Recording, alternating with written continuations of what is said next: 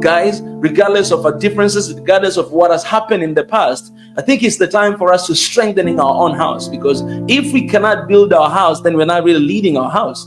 As Thomas Sankara said, whoever feeds you controls you, from Burkina Faso. And it's true. So even right now, siding with Russia, or you see African countries siding with China, I really hate it, because I kind of feel like in few years from now, like the next generation, they're going to struggle with the same thing that we're struggling today with America or with the France and other Western countries.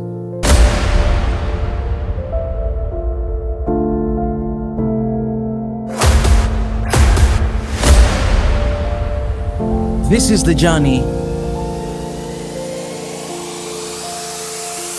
to one Africa. Welcome back. The time is 29 minutes before the top of the hour, and you're still tuned in to News and Views with myself, Salaa. And as I mentioned before we went to the break, we'll be turning our focus to the recent diplomatic rift between Mali and Ukraine. In a dramatic escalation, Mali has cut diplomatic ties with Ukraine following accusations that Ukraine was involved in a deadly attack on Malian soldiers and Russian mercenaries from the Wagner Group. The move has drawn sharp responses from both nations and has broad implications for international relations in the region. And to help us unpack this complex situation, we're joined by Mika, podcaster and founder of Swahili Nation and One Africa. Mika, habari, and asante for joining us. Really appreciate it. Thank you so much. I appreciate it. Siyabonga. Thank you for having me. Yeah, I think first and foremost, let's find a point of departure. Ukraine and Mali, they diplomatic relations between the two. How have they been? Have they been cordial? And how much of the cutting of ties right now has been influenced by the ongoing war between Russia and Ukraine? Yeah, I think Africa for a very long time, and specifically Mali, I guess, with so many countries, we have been trying our best to stay neutral, especially when it comes to the relationship that we have with the outsiders. So for the case of Mali, they've been trying to maintain their neutrality between, Ukraine and Russia until this very point right now. And this is one of the concerns that I always talk about, because I kind of feel like most of the time Africa, we really depend on the support that is coming from the outside. And as a result, a lot of time we face these difficulties, especially when two giants are fighting against each other. So for the sake of what has happened just in Mali, it's simply because of what has been going on for a couple of years right now between Russia and Ukraine. The war has been going on in the Ukraine, but right now Africa is becoming a battleground, and these two enemies are fighting in our own land as a result of our soldiers, and a lot of Africans people are being killed because of that. And I think it's the right response that Mali have taken, to walk away from that relationship, because every action should have the consequences, but I still think it's not enough for what is happening. I still think Africa should not be a battleground between these two powers that are fighting out there, but it's important for us to continue to maintain that neutrality, and it's important for us Africans to be independent from our own, to stand with one another and to defend the motherland Africa by ourselves, because I do really believe that nobody can really protect Africa but Africans ourselves. We have that responsibility, we have that duty to take action to defend Africa, and nobody else can do that better than we can do. But it seems like we don't decide. It seems like we don't really come to an agreement of just the unity of Africa and defend our motherland by ourselves. And you point out something really important, the fact that Africa as a continent needs to be their own protectors and decide their own fate, but then you have instances like this, obviously, Ukraine has denied its involvement in the attacks and has described Mali's decision as being hasty. What do we know thus far from that attack? Well, what are the details that you can give us that ultimately saw the Mali government pointing fingers at Ukraine and ultimately severing those ties? Actually, there's one guy that I do not remember his name, that he actually confirmed that there's an involvement of Ukraine in the attack to Malian soldiers in those borders. But not only that, after they attacked the rebel group, they actually held the flag of the rebel group and as well as the flag of Ukraine, showing the solidarity or this collaboration that they've done with the Ukraine. And I think as a result, Mali, it was very obvious for them to conclude that, you know, this is because of the involvement of the Ukraine and the rebel group in Mali. But also, there's a lot of speculation, to be honest, out there. Even you can go further that, you know, who is really supporting these rebel groups in Africa? You know, you can see, for example, some of the situation that happened, you know, back in the past in Libya. You know what happened in Libya, and we know who actually parts were involved in that attack. And I think a lot of people have been speculating what is happening in Mali because of the progress that Mali, Burkina Faso, and Niger have done. As you know, right now they are confederation. They have agreed just recently. So basically, they're kind of like one people. They're fighting together. Together and supporting and protecting with one another, which seems to be a huge threat to the West and other bodies. You know, Niger just recently broke their ties from, you know, France as well as United States. The same thing with Mali and Burkina Faso. We have been seeing couple trials to take over the president of Burkina Faso as well. So what is happening in Mali is very significant to all these three countries, because right now they're kind of like one people, and kind of seems like there's a lot of resistance of what is happening in this side, because all of these countries have been actually strengthening their collaborations with Russia and breaking their ties away from France. I want to touch a bit on that, because, you know, there's been a lot of debate about that transition, you know, between the former colonial quote unquote masters to now leaning more with Russia. A lot of people are saying, well, you're switching one occupier for the other. You know, Russia has its own interests, the same way that we see China doing in the other parts of Africa. How do you respond to that? It looks and sounds like a good move. You know, colonial powers or masters have been, you know, oppressing and suppressing Africa for the longest of times, and a shift from that is one that was well appreciated, but also the switching between the two. Russia, we know, has its own interests and agendas, and a lot of people are just saying just one white master over the other. How do you respond to that? Absolutely. I pretty much agree with the concern, and myself as well. I talk a lot about that, because I think what Africa should focus on is not on finding the next best thing. It's not about defining the next supporter who is going to stand with them, but it's about strengthening their house, our own house in the continent. Like what Mali, Burkina Faso, and Niger did by coming together, that's what is supposed to happen to the 54 countries in Africa, and not, you know, siding with some other countries outside of the continent. Because for now, basically, it kind of seems like you're trying to get back on United States and France, which in the long run is not really going to support you or help you.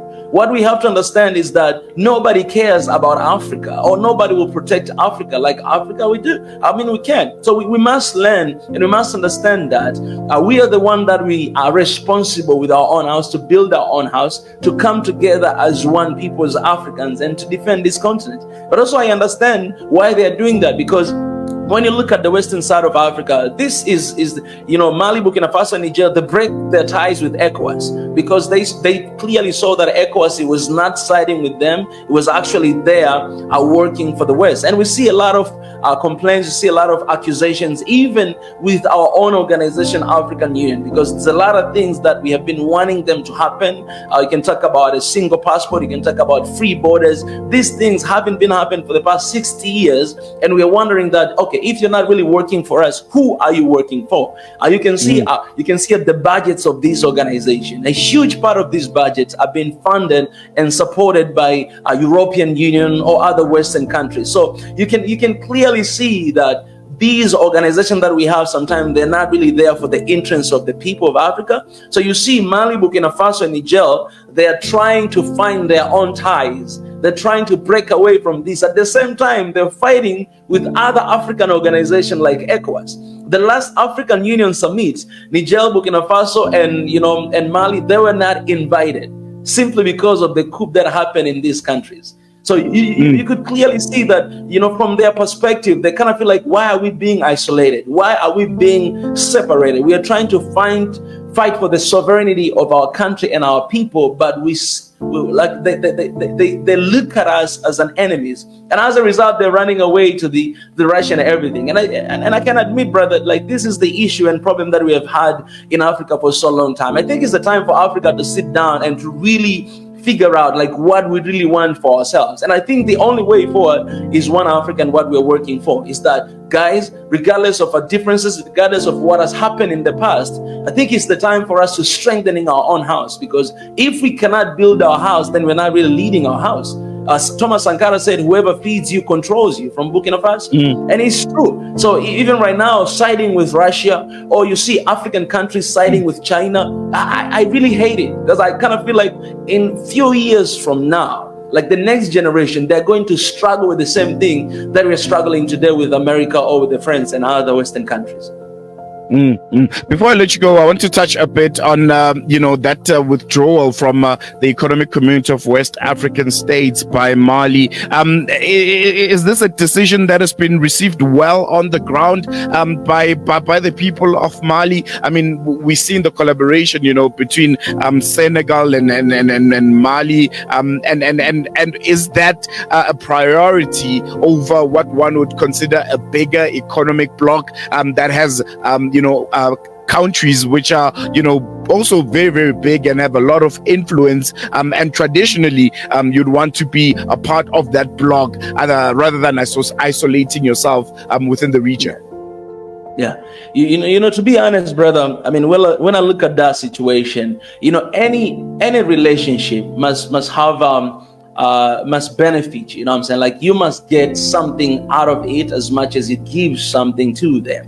And in the case of these three countries, all this coup that has happened, you can clearly see the people of Burkina Faso, Mali, and Niger, they're actually happy with their current government because they see improvement. What they wanted to break their ties with France and United States. They wanted to actually see the progress in the country. They wanted to see that developing their country one step after another. And you can clearly see in this country, specifically Burkina Faso, you can see what is happening in that country. So for them breaking out from ECOWAS, for me personally, I take it as a positive thing because I think there must be consequences in everything, because the previous leadership that were leading there, it didn't seem like they were really working for the people. And you can clearly see that the people, they're the one who decided. For example, the leader of Burkina Faso, they have decided for him to stay over power for the next 5 years. He was supposed to stay there for only 1 year to 2 years, but people said, no, we want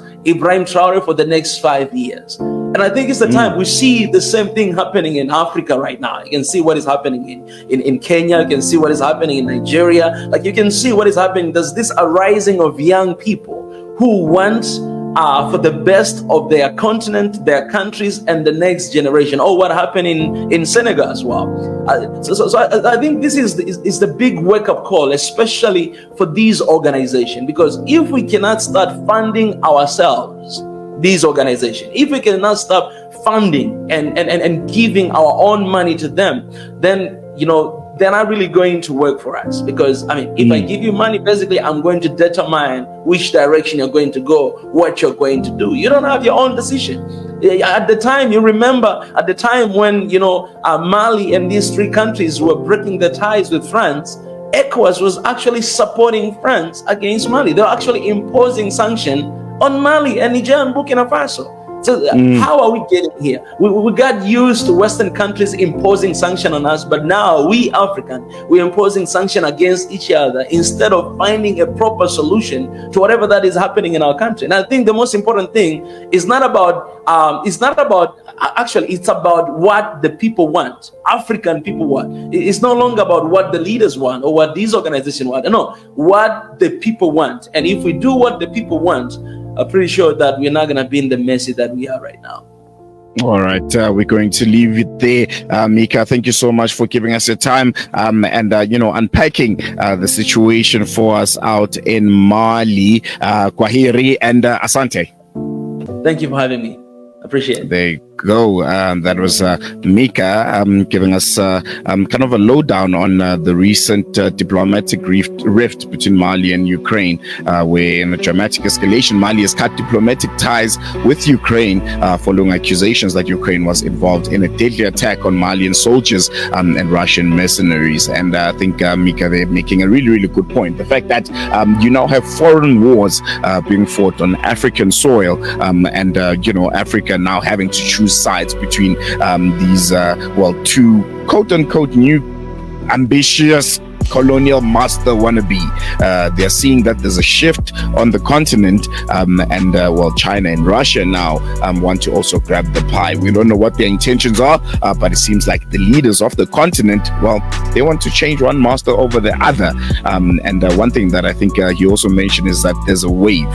The Gen Zs of the continent, are going to take power in their hands. We've seen what has happened in Kenya, what the ongoing protests out in Nigeria, and I think here in South Africa also we had a taste of what young people can do when they're determined and they want to put their government to account during the fees must fall era in 2014, 2015. So it's going to be really, really interesting times going ahead on the continent as the younger generation starts to being a bit more conscientized and want to take control of their own destinies and future on the beautiful continent of Africa. We're going to take a quick break. When we come